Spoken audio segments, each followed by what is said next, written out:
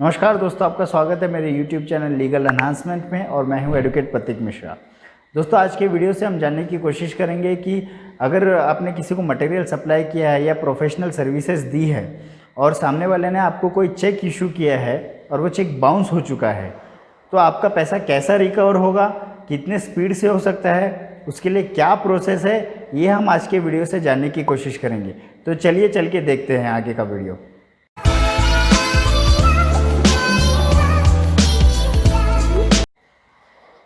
तो दोस्तों, cheque bounce होने के कई कारण हो सकते हैं। जैसे कि सबसे पहला कारण ये हो सकता है कि जिसने वो चेक जो अमाउंट का दिया है उतना अमाउंट ही उस अकाउंट में नहीं है, इसलिए फंड्स इनसफिशिएंट करके वो रीज़न आ सकता है बाउंस होने का। या तो ऐसा हो सकता है कि सामने वाले ने पेमेंट स्टॉप कर दिया है, तो भी आपका चेक बाउंस हो सकता है।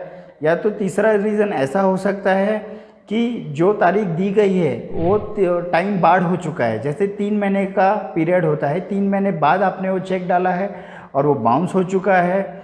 या तो ऐसा रीज़न हो सकता है कि जिस अकाउंट का वो चेक आपको प्रोवाइड किया है वो अकाउंट ही क्लोज है, तो ऐसा भी हो सकता है, उस वजह से चेक बाउंस हो जाए आपका।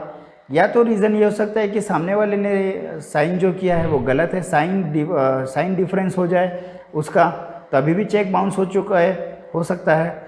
या तो फिर ऐसा हो सकता है दोस्तों कि जो चेक दिया है वो प्रॉपर कंडीशन में ना हो, टॉन चेक हो, तो भी हो सकता है बाउंस। तो कई रीज़न हो सकते हैं इसके।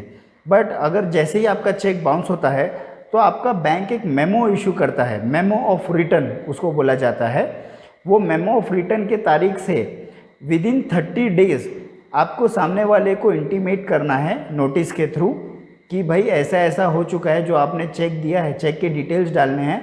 ये नोटिस कैसे बनता है ये मैं आपको एक वीडियो इसके लिए स्पेशली बनाऊंगा, बट अभी के लिए आप जान लीजिए कि आपको एक उसको इंटीमेशन देना है कि भाई आपने जो चेक मुझे इशू किया था वो बाउंस हो चुका है, तो मुझे पेमेंट नहीं मिला है, और ये बैंक का मेमो ऑफ रिटर्न है वो जोड़ के आपको सामने वाले को भेजना है within 30 days of date of memo of return. तो अगर ये आपने भेज दिया तो ये नोटिस का 15 डेज़ का आपको टाइम देना है उसको, सामने वाले को 15 दिन में उस नोटिस के ऊपर आपको जवाब देना है। अगर वो आपको जस्टिफाई नहीं कर पाता है 15 डेज़ पे, तो जैसे ही 15वां दिन ख़त्म होता है आपको विदिन 30 डेज़ पीरियड याद रखिए दोस्तों, date of memo of return से 30 दिन में नोटिस भेजना है, और नोटिस के 15 दिन ख़त्म होने पे वापस 30 दिन का आपको स्लॉट मिलता है, जिसमें आपको कंप्लेंट करने का प्रोविज़न है। आप कंप्लेंट कर सकते हैं सामने वाले के अगेंस्ट कि भाई आपने जवाब नहीं दिया है, ये कॉज ऑफ एक्शन अरोज हो जाता है उनके अगेंस्ट कि वो पैसा नहीं देना चाहते हैं, तो उनके ऊपर आप एक क्रिमिनल कंप्लेंट फाइल कर सकते हैं नेगोशिएबल इंस्ट्रूमेंट एक्ट के अंदर। सेक्शन 138 में ये लागू होता है कि आप उनके ऊपर क्रिमिनल कंप्लेंट फाइल कर सकते हैं। ये कंप्लेंट कहाँ कर सकते हैं? ये complaint judicial magistrate first class और एल्स मेट्रोपॉलिटन मजिस्ट्रेट के पास आप कंप्लेंट कर सकते हैं। ये कंप्लेंट करने में आप 18% का कंपनसेशन भी उसमें डाल सकते हैं। और सबसे बड़ी बात, सबसे अच्छा ये फास्ट रिकवरी कैसा है इसमें कि अगर सामने वाले को अगर वो बोलता है कि नहीं भाई ये गलत केस मेरे पे डाला गया है, मैं इसे नहीं मानता हूँ, मैं इसे फाइट करूँगा, तो उसमें 20% के लिए आप इंटरिम एप्लीकेशन के लिए भी अप्लाई कर सकते हैं। आप एक एप्लीकेशन कर सकते हैं कोर्ट में, जिसमें कि कोर्ट सामने वाले को कहेगा ठीक है आप लड़िए केस, बट पहले आपको 20% ऑफ द अमाउंट, जो प्रिंसिपल अमाउंट है उसका 20% आपको यहाँ जमा करना है, सामने वाले को देना है।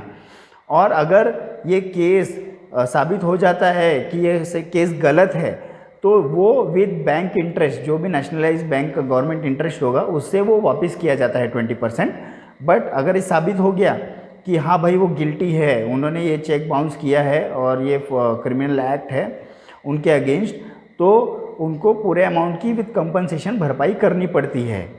तो ये बहुत ही फास्ट प्रोसेस है, जिसमें कि सेक्शन, अगर सामने वाला इंडिविजुअल है तो 138 में आपको फाइल करना है, बट अगर आपके सामने कोई कंपनी है, कोई ये जो ऑफेंस है किसी कंपनी ने किया है, तो सेक्शन 141 भी लागू होता है दोस्तों। इसमें 141 में ऐसा प्रोविज़न है कि कंपनी इज़ लाइबल होती है, और उसके जो वर्किंग डायरेक्टर्स होते हैं, और वर्किंग डायरेक्टर्स के अंदर या किसी सेक्रेटरी को या असिस्टेंट न या कोई मैनेजर हो जिसको ये बोला गया था कि चेक इशू करिए, और उसे पता था कि ये चेक बाउंस होने वाला है, जैसे कि कोई पैसा नहीं है या कोई वो अकाउंट बंद है, ऐसे कुछ रीज़न उन्हें पता हो कि भी उन्होंने चेक इशू किया है और चेक बाउंस हो चुका है, ये अगर प्रूफ हो जाता है तो डायरेक्टर्स, उसके मैनेजर, स्टाफ जो भी इसमें इन्वॉल्व है, जिसको ये आइडिया था कि ऐसा हो सकता है, वो सब लाइबल हो जाते हैं और उनके ऊपर क्रिमिनल केस फाइल हो सकता है। और इसमें ऐसा भी है दोस्तों कि सामने वाले को जो है बेल फाइल करना पड़ता है, उसको बेल लेनी पड़ती है, क्योंकि ये क्रिमिनल ऑफेंस है तो उसको कोर्ट से पहले बेल भी लेना होता है। तो दोस्तों इसमें ऐसा होता है कि ये कोर्ट इसमें सज़ा सुना सकता है। अगर सामने वाला गिल्टी फाउंड होता है ये ट्रायल में, तो उसको 2 साल की सज़ा हो सकती है, जेल हो सकती है, या तो उसको फ़ाइन हो सकता है। और फाइन इतना तगड़ा होता है कि जो आपका कंपनसेशन, जो चेक का अमाउंट है, तो उसका डबल द अमाउंट उसको पे करना पड़ता है। ऐसा फ़ाइन कोर्ट करता है उस पर। या तो कोर्ट दोनों भी कर सकता है, जेल भी और फाइन भी भरना है आपको, डबल द अमाउंट। ये कोर्ट के ऊपर है कि कोर्ट क्या फाइनल जजमेंट देता है। और ये ट्रायल बहुत ही स्पीडी है दोस्तों। और इसमें और एक खासियत है कि ये कंपाउंडेबल ऑफेंस है। अगर सामने वाले की इच्छा होती है कि ये ट्रायल के दौरान कहीं बीच में कि भाई मैं आपकी जो डिमांड है फुलफ़िल करने का तैयार हूँ, वो आपको अप्रोच करता है और दोनों पार्टी में सुलह हो जाती है, तो आप एक सेटलमेंट डीड भी कोर्ट के सामने दे सकते हैं कि भाई ये सामने वाला मेरी डिमांड जो है वो फुलफ़िल करने को तैयार हो चुका है, या मुझे और फिर ये मुझे ये चेक देने वाला है। और जैसे ही वो चेक देता है उसके नेक्स्ट डेट में जैसे भी हम केस डिस्पोज ऑफ कर देंगे, ऐसे हम इच्छा जो है वो कोर्ट के सामने दायर कर सकते हैं। तो कोर्ट वो भी कंसीडर करता है ऐसे मैटर्स में। तो ये आप जान सकते हैं कि कितना अच्छा प्रोसेस है और कितना स्पीडी है, आपका पैसा कैसा रिकवर हो सकता है। आशा करता हूँ कि इससे आपको बहुत नॉलेज मिला होगा और आप ये प्रोसेस में जा सकते हैं जब भी आपका चेक बाउंस होता है आपके अपोनेंट के अगेंस्ट। तो चलिए मिलते हैं, आज के लिए इतना ही। और आगे के वीडियो में मैं और भी यूज़फुल कंटेंट आपके लिए लेके आऊँगा और आशा करता हूँ आपसे इतना ही प्यार मिले। तो जब तक के लिए धन्यवाद।